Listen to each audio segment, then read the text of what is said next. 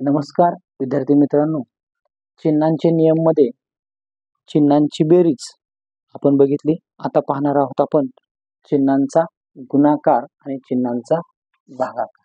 ते पहिलं धन गुणिले धन बरोबर. दुसरं उदाहरण धन गुणिले ऋण बरोबर. तिसरा नियम ऋण गुणिले धन बरोबर. आणि चौथा नियम आहे तो ऋण गुणिले ऋण बरोबर. आपण चिन्हांचा गुणाकार करतोय म्हणजे दोन चिन्हांच्या मध्ये आपण गुणाकार केला. बघा त्याच्या पुढे काय येईल, धन धनचा गुणाकार नेहमी हा धन असतो. धन आणि ऋण यांचा गुणाकार नेहमी ऋण असतो. आणि ऋण आणि धन यांचा सुद्धा गुणाकार नेहमी ऋण असतो. आणि ऋण ऋणचा गुणाकार नेहमी धन असतो. याच्यावरच आपण एक उदाहरण बघूया. छोटेसे एक उदाहरण बघू आपण. तर 3 गुणिले 2 बरोबर. 3 गुणिले 2 बरोबर. पहिलं उदाहरण आपण बघूया. 3 गुणिले 2 बरोबर. दोन्ही संख्या धन आहेत. म्हणजे ज्यावेळी आपण दोन संख्यांचा गुणाकार करतो त्याच वेळी दोन संख्यांच्या चिन्हांचा सुद्धा गुणाकार केला जातो. आणि तो नियम म्हणजे हा आहे की धन धनचा गुणाकार हा नेहमी धन असतो. म्हणजे लिहिलं तरी चालेल, नाही लिहिलं तरी सुद्धा चालेल. दुसरं उदाहरण आहे धन 3. दुसरं उदाहरण आहे धन 3 वजा 2 बरोबर. ज्यावेळी आपण दोन संख्यांचा गुणाकार करतो त्यावेळी त्या दोन संख्यांच्या चिन्हांचा सुद्धा गुणाकार होतो. म्हणजे 3चं चिन्ह धन आहे, 2चं चिन्ह ऋण आहे.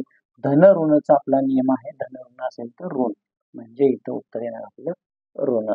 तिसरा नियम बघूया आपण. ऋण 3 गुणिले धन 2 बरोबर. म्हणजे 2 फक्त लिहिले तरी चालेल. आता ह्या दोघांचा गुणाकार, दोन संख्यांचा गुणाकार करूया आपण.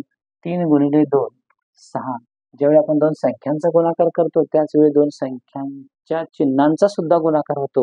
म्हणजे ऋण आणि धन यांचा गुणाकार, ऋण आणि धन यांचा गुणाकार हा नेहमी ऋण असतो. ऋण धन असेल किंवा धन ऋण असेल त्यांचा गुणाकार हा ऋण ऋणच असतो. आणि चौथा आहे तो म्हणजे ऋण आणि ऋण, म्हणजे ऋण आणि ऋण, म्हणजे ऋण 3 गुणिले ऋण 2 बरोबर. तर यावेळी दोन संख्यांचा गुणाकार 6 येईल आणि ऋण ऋणचा गुणाकाराचा नियम आपला आहे धन, म्हणून त्याचं उत्तर येईल धन 6. म्हणून त्याचं उत्तर येईल धन 6. तर यानंतर आपल्याला बघायचं आहे चिन्हांचा भागाकार. यानंतर आपल्याला बघायचा आहे चिन्हांचा भागाकार. ज्या पद्धतीने गुणाकार केला त्याच पद्धतीने भागाकार सुद्धा आहे. म्हणजे चिन्ह गुणाकाराचा आणि भागाकार दोघांचे नियम मात्र सारखेच आहेत. चिन्हांचा गुणाकार आणि चिन्हांचा भागाकार दोघांचे नियम मात्र सारखेच आहेत. काय होतं बघा, अधिक अधिकचा भागाकार नेहमी अधिक येतो, अधिक वजाचा भागाकार वजा येतो, आणि वजा अधिकचा सुद्धा भागाकार वजा येतो, वजा वजाचा भागाकार नेहमी अधिक येतो. आता याच्यावरची उदाहरण आपण बघूया.